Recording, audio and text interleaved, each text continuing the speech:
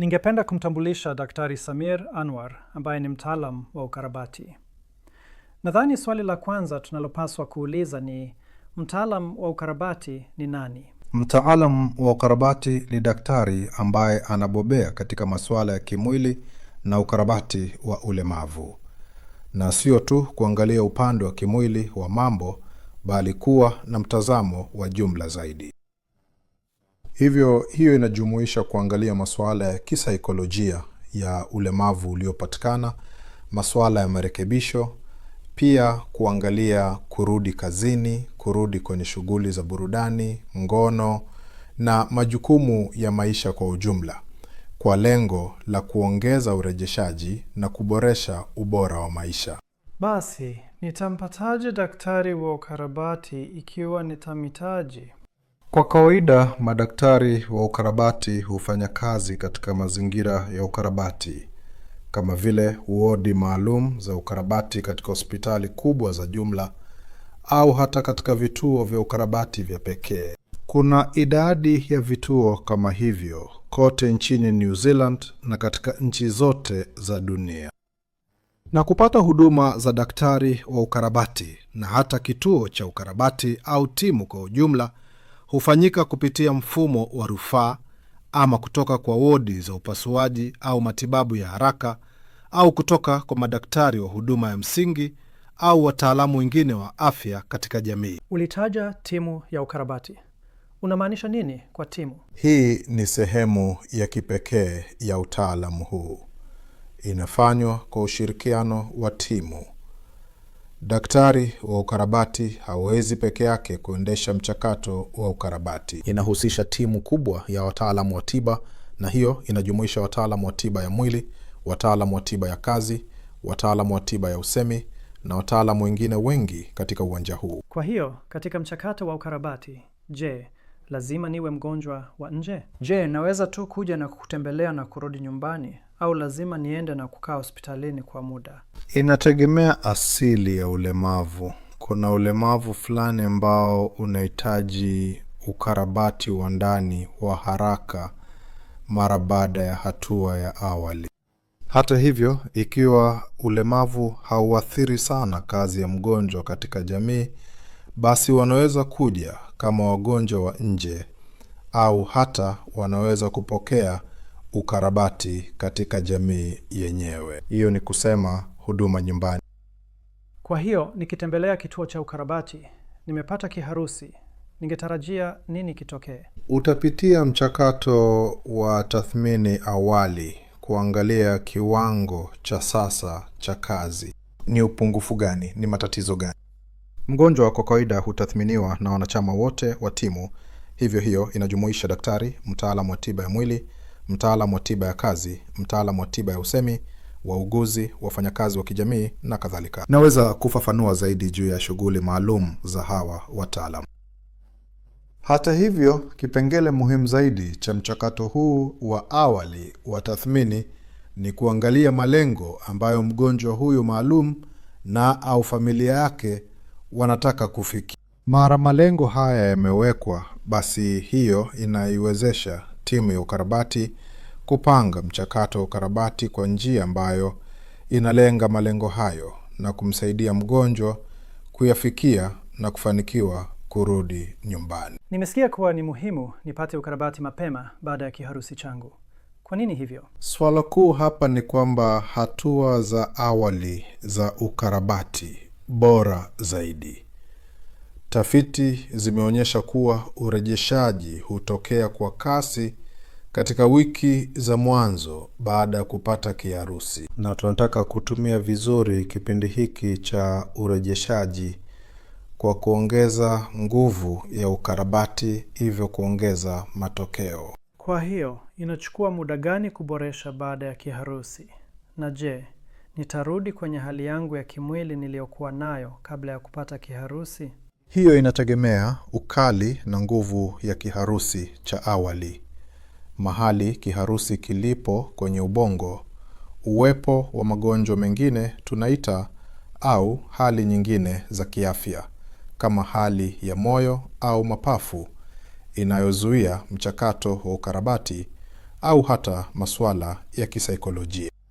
Lakini kwa ujumla, wagonjwa wanaweza kuboresha ikiwa hawana upungufu mkubwa kuanzia mwanzo katika wiki chache kwa mfano. Lakini ikiwa wana upungufu mkubwa zaidi, inaweza kuwachukua wiki chache na hata wakati mwingine inaweza kuchukua miezi michache. Hata hivyo, utafiti umeonyesha kuwa wateja wa kiharusi, hata wale wenye kiharusi kikubwa au kizito, wanaweza kupona kwa miaka, ingawa kwa kasi ndogo. Una ushauri gani kwa kuishi na ulemavu kutokana na kiharusi? Baada kupitia mchakato wa ukarabati na kwa matumaini kupata kiwango kizuri cha uhuru na uhamaji na shughuli za maisha ya kila siku, wateja au wagonjwa wengi wanapaswa kuwa na uwezo wa kurudi kwenye shughuli za kawaida za maisha, majukumu ya kawaida ya maisha, iwe katika familia au kurudi kazini. Ingawa unaweza kuhitaji kuangalia kupunguza idadi ya saa au kuangalia mbadala za kazi katika baadhi ya kesi. Pia kuchukua majukumu mengine ya maisha kama vile shughuli za burudani, ngono, na masuala haya yote yanapaswa kuwa yanawezekana. Una ushauri gani kwa kuishi na ulemavu kutokana na kiharusi? Baada ya kupitia mchakato wa ukarabati na kwa matumaini kupata kiwango kizuri cha uhuru na uhamaji na shughuli za maisha ya kila siku, wateja au wagonjwa wengi wanapaswa kuwa na uwezo wa kurudi kwenye shughuli za kawaida za maisha, majukumu ya kawaida ya maisha, iwe katika familia au kurudi kazi. Ingawa unaweza kuhitaji kuangalia kupunguza idadi ya kuangalia mbadala za kazi katika baadhi ya kesi, pia kuchukua majukumu mengine ya maisha kama vile shughuli za burudani, ngono, na masuala haya yote yanapaswa kuwa yanawezekana. Baada ya kupata kiharusi, je, naweza kurudi na kuendesha gari? Inategemea nchi unayoishi. Katika New Zealand kuna kipindi cha mwezi mmoja cha kusitisha, kisheria. Baada ya kupata kiharusi huruhusiwi kuendesha kwa mwezi mmoja. Baada ya hapo inategemea kiwango cha urejeshaji. Ikiwa mgonjwa amepona vizuri na hiyo inatathminiwa na daktari anayemtibu au mtaalamu wa kazi, basi wanaruhusiwa kurudi kuendesha. Katika baadhi ya matukio, tathmini ya kuendesha barabarani inaweza kuhitajika kabla ya mteja kuruhusiwa kuendesha tena. Na vipi kuhusu shughuli za ngono? Je, naweza kurudisha shughuli zangu za kawaida za ngono nilizokuwa nazo kabla ya kiharusi? Baada ya kupata kiharusi, kuna uwezekano mkubwa wa kutokea kwa matatizo ya ngono ambayo yanaweza kutokana na mchanganyiko wa sababu. Kwa mfano, madhara ya dawa, haya ni ya kawaida sana. Masuala ya kisaikolojia, hofu ya kupata kiharusi kingine au mawasiliano hakika kati ya wenzi.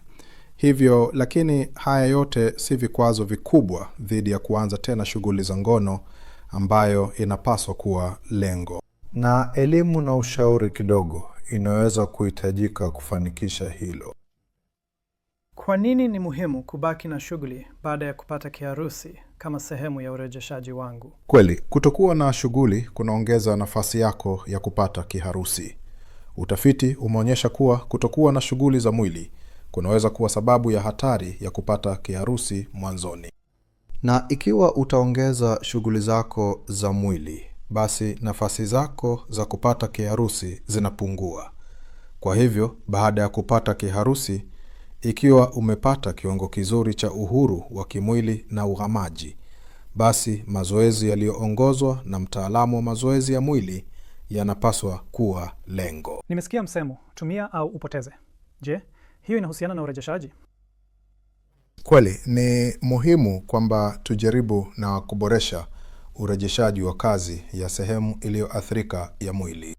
Sio swala la tumia au upoteze. Wakati mwingine ni vigumu sana kurejesha kazi. Lakini kwa msaada wa timu ya urejeshaji, tunatumaini kazi na matumizi ya sehemu iliyoathirika ya mwili itaboreka polepole. Mara hiyo inapotokea, kutumia sehemu zilizoathirika zaidi na zaidi katika shughuli za kila siku kunakupa matokeo bora. Na vipi kuhusu wataalamu wa lugha ya hotuba? Kweli, wataalamu wa hotuba wanazingatia mambo mawili. Sehemu ya hotuba ambayo ni kujaribu kuboresha matatizo yoyote ya hotuba ambayo inaweza kuwa tu kupiga maneno au inaweza kuwa sehemu ngumu zaidi ya hotuba, kama vile kutoweza kuelewa maneno yaliyosemwa au hata kutoa maneno yaliyosemwa. Sehemu nyingine ya mtaalamu wa hotuba ni kuangalia mfumo wa kumeza na Sawa. kujaribu kuhakikisha kuwa mfumo uko sawa na kujaribu kumsaidia mgonjwa kufanikisha hilo. Vinginevyo inaweza kuwa tatizo katika swala la kusababisha maambukizi ya kifua na mambo kama hayo. Na vipi kuhusu mtaalamu wa kazi? Je, wao ni tofauti na mtaalamu wa mazoezi ya mwili? Kweli, ni kweli. Wao ni tofauti. Wanazingatia zaidi kujaribu kupata uhuru katika shughuli za maisha ya kila siku. Kwa hivyo mambo kama kwenda chooni, kuvaa, kula, kujipamba, kuoga, aina hiyo ya shughuli. Pia wanaweza kuwapa wagonjwa vifaa vya kusaidia. Hiyo ni kusema vifaa vinavyosaidia wagonjwa kufanya shughuli zao za kila siku kwa njia rahisi zaidi, kama vile vifaa vya kufikia vitu kwa umbali au kiti cha magurudumu. Wakati mwingine kinaweza kutolewa ikiwa uhamaji hauwezi kupatikana kwa uhuru na kwa usalama. Na pia kuangalia vifaa ambavyo vinaweza kuhitajika kutolewa nyumbani au hata baadhi ya marekebisho nyumbani ili kufanya mambo kuwa rahisi kwa mgonjwa na familia. Tumeelezea jukumu muhimu ambalo wataalamu wanacheza, kama vile wataalamu wa mazoezi ya mwili, wataalamu wa kazi na wataalamu wa lugha ya hotuba. Je, kuna mtu mwingine yeyote anayehusika katika timu yako? Ndiyo, kuna idadi ya wataalamu wengine ambao ni muhimu pia. Kwa mfano wauguzi wa urejeshaji ambao pamoja na jukumu lao muhimu linalojulikana kama wauguzi, lakini katika uwanja wa urejeshaji pia wanachukua majukumu mengine kama vile kusimamia matatizo ya utumbo na kibofu baada ya kiharusi, kuingiza faida za kazi ambazo wagonjwa wanapata kutoka kwa matibabu yao katika ratiba yao ya kila siku ya shughuli. Pia kutoa elimu kwa mgonjwa na familia zao kuhusu kiharusi chenyewe, matokeo na kuzuia. Wajumbe wengine muhimu wa timu wanaweza kuwa wafanyakazi wa kijamii ambao wana jukumu muhimu. Kama unavyojua, kuna mabadiliko makubwa katika majukumu kwa baadhi ya wateja wa kiharusi. Kwa hivyo wanasaidia mgonjwa na familia zao kuangalia mambo kama vile kuongeza kipato kupitia kuomba faida zinazofaa. Kwa mfano, baadhi ya wateja hawawezi kurudi kwenye nyumba yao ya awali kwa sababu, kwa mfano, ni ghorofa na maisha yako juu. Kwa hivyo wanaweza kuhitaji kuhamia nyumba tofauti, kwa hivyo kusaidia maombi kupitia shirika la nyumba. Pia kusaidia familia kuzoea matatizo na kushughulika na mashirika ya nje kama vile ufadhili unaofaa kwa ajili ya kuwekwa katika huduma ya makazi au utoaji wa msaada wa nyumbani au walezi wa kibinafsi pia. Tumeelezea jukumu muhimu ambalo wataalamu wanacheza, kama vile wataalamu wa mazoezi ya mwili, wataalamu wa kazi na wataalamu wa lugha ya hotuba. Je, kuna mtu mwingine yeyote anayehusika katika timu yako? Ndiyo, kuna idadi ya wataalamu wengine ambao ni muhimu pia. Kwa mfano, wauguzi wa urejeshaji ambao pamoja na jukumu lao muhimu linalojulikana kama wauguzi, lakini katika uwanja wa urejeshaji pia wanachukua majukumu mengine kama vile kusimamia matatizo ya utumbo na kibofu baada ya kiharusi, kuingiza faida za kazi ambazo wagonjwa wanapata kutoka kwa matibabu yao katika ratiba yao ya kila siku ya shughuli, pia kutoa elimu kwa mgonjwa na familia zao kuhusu kiharusi chenyewe, matokeo na kuzuia. Wajumbe wengine muhimu wa timu wanaweza kuwa wafanyakazi wa kijamii ambao wana jukumu muhimu. Kama unavyojua, kuna mabadiliko makubwa katika majukumu kwa baadhi ya wateja wa kiharusi.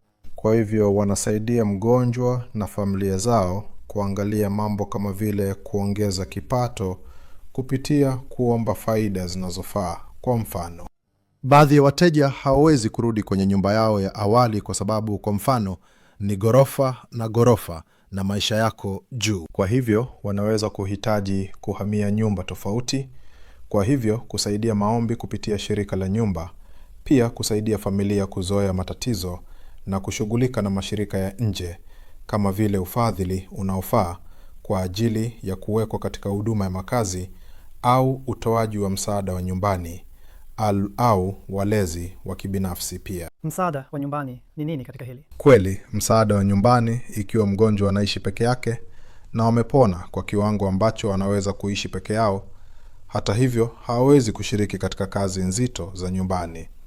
Kwa hivyo, msaada wa nyumbani ni watu wanaosaidia kufanikisha majukumu hayo wakati mgonjwa anaweza kuendelea kuishi katika jamii. Hivyo inawawezesha kuendelea kuishi huko na msaada unaohitaji. Umetaja mbinu ya timu kwa urejeshaji. Kulikuwa na watu wengi tofauti, wenye kazi tofauti, wakisaidia watu kupona kutokana na kiharusi. Je, unaweza kuelezea kidogo zaidi kuhusu kile ambacho watu hawa hufanya hasa? Sawa, kama nilivyotaja awali, timu ya urejeshaji inafanya kazi kama timu, kama kundi la wataalamu, wakielekeza umakini wao kwa mgonjwa na kujaribu kufanikisha malengo ya mgonjwa mwenyewe. Tunapenda kuwa na mtazamo wa jumla katika mchakato na hivyo kuhusisha wajumbe hawa mbalimbali wa timu. Kwa mfano, wataalam wa mazoezi ya mwili wanazingatia sana masuala ya uhamaji kama vile kuhamisha kutoka kitanda hadi kiti, kurejesha usawa, kurejesha uwezo wa kutembea. Hapo awali hiyo inaweza kuhitaji kusaidiwa na vifaa fulani kama fimbo au fremu, lakini tunatumaini hatimaye kutembea kwa uhuru. Asante sana. Asante.